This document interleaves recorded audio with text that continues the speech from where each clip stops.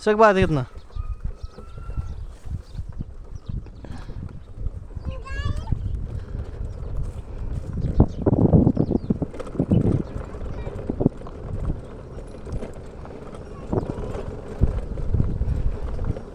Hello guys. तर आज या ब्लॉगमध्ये आपण हे पाहणार आहोत की जे चेतक 3502 व्हेकल आहे.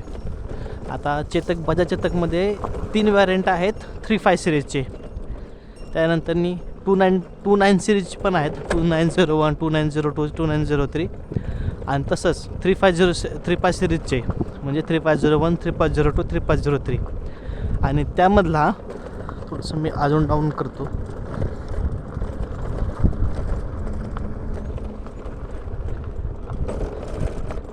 तर अशी ही एक सिरीज आहे जी सिरीज आम्ही पाहिली होती आणि आम्हाला व्हाईट कलरची गाडी पाहिजे होती. याच्यामध्ये ब्लॅक व्हॅरियंट वगैरे बाकीचे सिल्वर व्हॅरियंट पण आहेत बरं का. बट आम्हाला जो आवडला होता तो व्हाईट व्हॅरियंट होता, कारण की आम्ही त्यावेळेस आहे ना ब्लॅक थार घेतली होती आम्ही. आणि ब्लॅक थार घेतल्यामुळं आमच्या डोक्यात असं होतं की आहे ना ब्लॅक गाडीला थोडंसं जास्तच धूळपासून जपावं लागतं. ती एक गोष्ट झाली. सेकंड गोष्ट काय झाली की स्क्रॅचेस वगैरे व्हेरी इझी दिसतात त्याचे.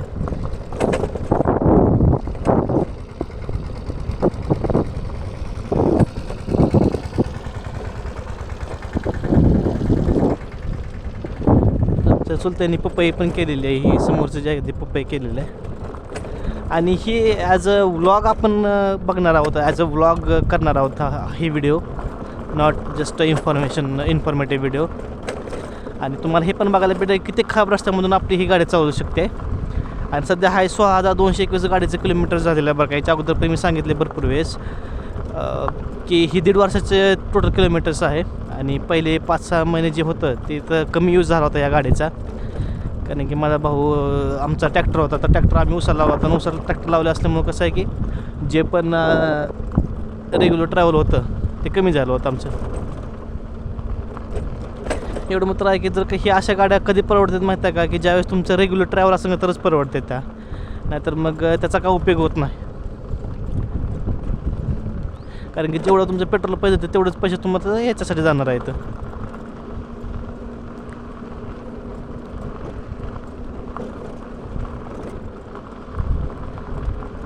पण तुमचं हे मात्र गोष्ट आहे की आहे ना, जे डेली आपण जे पैसे वेस्ट करतो, वेस्ट नाही म्हणतात त्याला, पण जे आपण आपल्याला जे पैसे साईडला ठेवावं लागतात किंवा हां मला पेट्रोलचा खर्च हे आहे, माझा महिन्याचा पेट्रोलचा खर्च एवढा, डेलीचा खर्च एवढा, तर त्या जे पेट्रोलचा जो खर्च आहे ना सेपरेट ठेवावा लागतो का नाही, तो तुम्हाला चार्जिंगच्या वेळेस ठेवावा लागत नाही.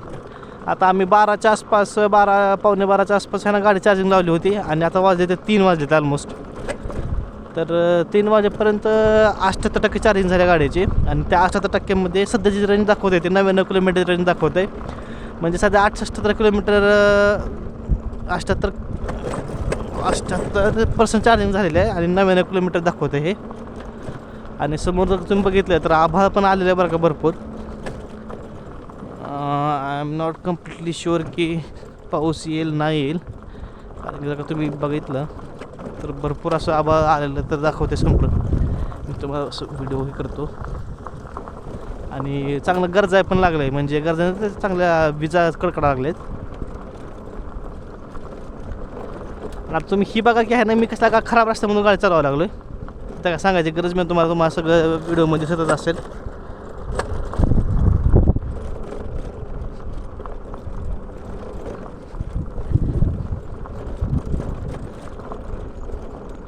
आणि जर का तुम्ही बघितलं आता इथं ही जी आहे का ना, हे मीटर जे असतं का ना, हे ॲक्सलरेशनचं मीटर आहे थोडक्यात. की जर का तुम्हाला गाडी ॲक्सिलेट करायची असेल तर तुम्हाला किती ॲम्पियर्स आहे ना हे इन्सर्ट करावं लागते. तर ह्याच्यामध्ये जर का आता बघितलं मी एकदम फ्री फ्लोमध्ये गाडी चालवू द्यायला लागलो आहे, म्हणजे लय कमी रेसमध्ये. ठीक आहे, तर स्पीड बी कमीच आहे म्हणा, 17-18चा स्पीड आहे किलोमीटर/चा. बट त्याच्या तर आता किती अंतर झाले बरं का. आता सध्या 1 किलोमीटर झालं असं आपलं 6221 किलोमीटर आहे. तर आता बघू आपण आहे ना जाऊन येतो किती किलोमीटर्स होत आहे आणि त्या किलोमीटर्ससाठी किती आपली चार्जिंग गाठते ती. ठीक आहे,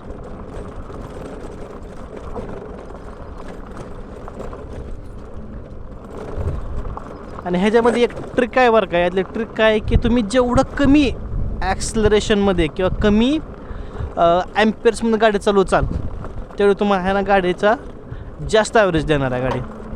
तेवढं नंबर ऑफ किलोमीटर्स एक्स्ट्रा तुमची गाडी रन करणार आहे. आणि याच्यामध्ये ह्यानं रिवर्स चार्जिंग पण आहे.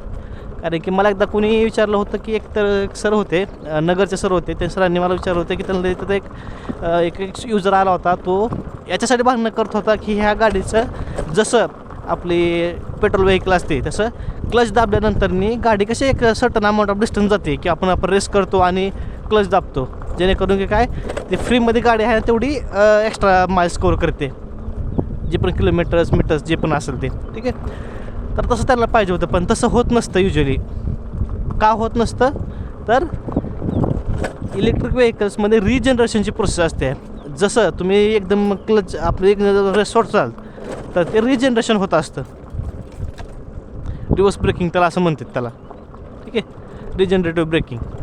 तर आता जर का मी रेस कमी केला तर आता इथं बघा काय का लगेच चार्जिंगचं सिग्नल आलं, तर तसं असतं ते. सो दोन्ही गाड्या कम्पेअर करून चालत नाही. तुम्ही जर का पेट्रोल व्हेकल चालवत असेल आणि आता नंतर तुम्ही इलेक्ट्रिक स्विच केलं आहे तर तुम्ही जसं एक्सपेक्ट करता तसं चालत नसते गाड्या. तेवढी पण अंडरस्टँडिंग असली पाहिजे आपल्याला.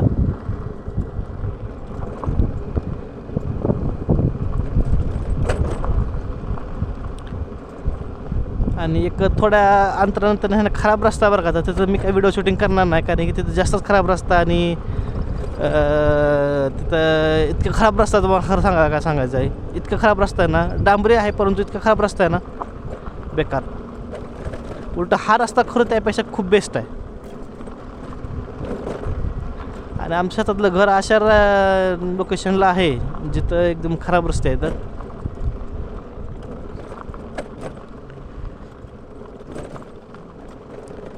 आणि रस्त्यावर जे हे असतात कुत्रे असतात त्यांना पासून गाडी खूप हळू चालवा लागते बरं गाडी. तुम्ही गाडी फास्ट चालवली की काय केलं तर ते पाठीमाग लागते.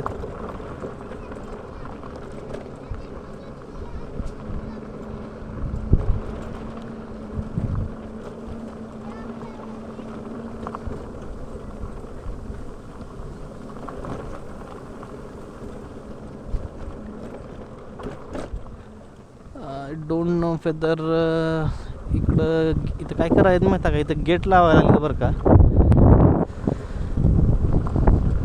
जाणार येणाऱ्या माणसांना पण म्हणजे असं हे काही पर्सनल रोड आहे बघा त्यांचा, तर पर्सनल रोड असल्यामुळं we cannot say anything. But two व्हीलरसाठी वगैरे त्यासाठी तर ओपन ठेवला पाहिजे बरं का.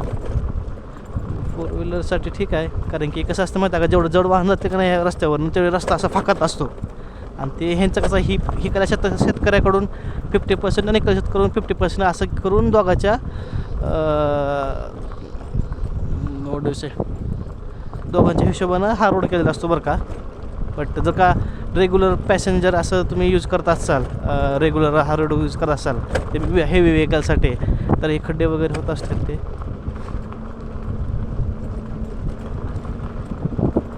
जे की यूज केला नाही पाहिजे खरं तर, पण टू व्हीलरसाठी it should not be any problem.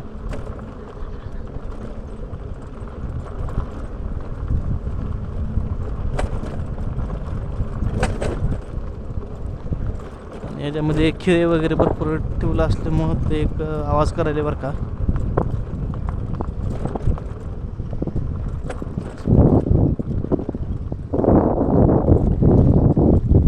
ते किती टिल्ट केलं बाग आहे, ते पूर्ण ऑलमोस्ट पडलेलंच आहे बरं का ते सोलारचं.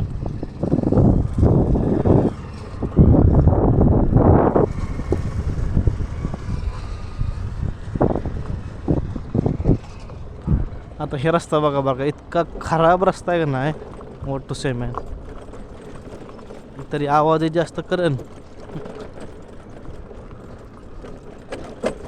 आणि हे शेगाव आर याच्या हद्दीतला आहे, बार्शी तालुक्यामध्ये येतं आहे. हे बघा किती साईडला गेले ते.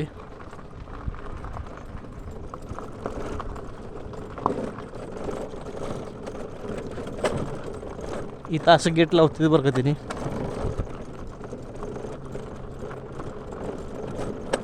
समोर आभाळ तर भरपूर आलंय, पाऊस येण्याची खूप दाट शक्यता आहे. जर का वारं फिरलं तर खूप दाट शक्यता आहे पाऊस येण्याची. आता ही खराब रस्ता आहे आणि ह्या रस्त्यावरून कसं गाडी चालवायची, किती स्पीड चालवायची, काय अवघड आहे. मग म्हटलं की इथून ब्लॉक करण्यात का अर्थ नाही.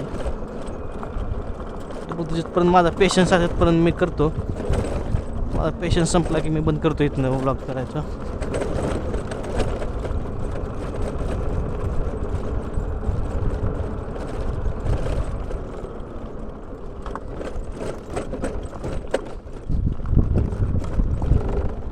इथून पण रस्ता म्हणजे असं प्रत्येक शेतकऱ्यांना काय केलेलं आहे, दोघांच्या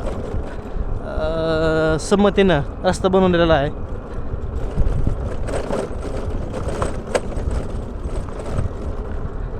जेवढं दोघांच्या संमतीनं रस्ता बनवलं चाल तेवढं कम्फर्टेबल असतं. कारण की शेतकऱ्यांना शेतातला माल बाजारपेठेत नेण्यासाठी रस्ता पाहिजेच.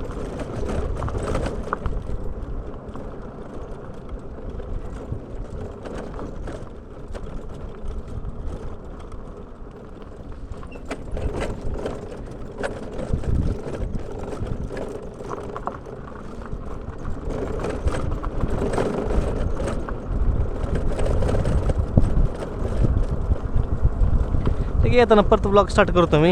आता ही खराब रस्त्यामधून काय अर्थ नाही, कारण की त्याचा आवाज भरपूर येणार आहे.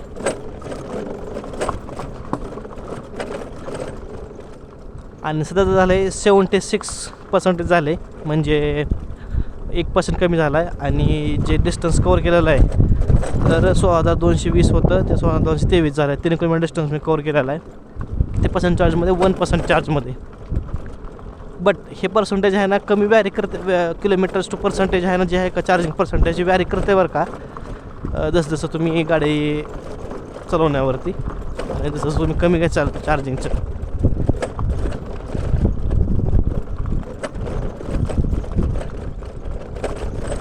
आता याच्यावरती टॉप स्पीड पण निघणार नाही बरं का, कारण की असल्या खराब रस्त्यावरून काय टॉप स्पीड निघणार. म्हणतात ना साला रोड ही बवासीर आहे पंचायत सिरीजमध्ये.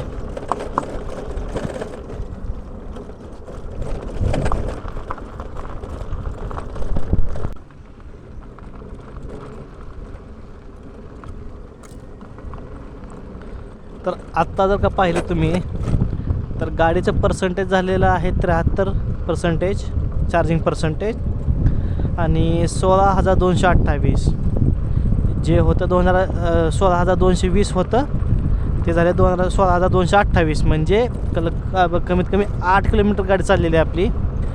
आणि या 8 किलोमीटरसाठी 4% गेलेलं आहे, 4% जी चार्जिंग आटलेली आहे आपली. 77 होतं, 77वरनं 73 आलेलं आहे, म्हणजे 4% कटलेले.